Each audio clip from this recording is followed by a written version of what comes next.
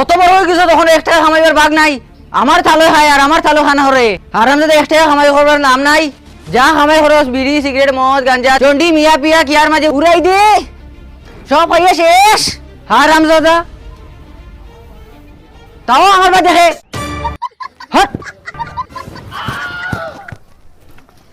আজ পর্যন্ত বাবা আমি কেউরে সম্মান করছি না, খালি তুমি আমার বাবা করি আমি তোমার সম্মান করছি।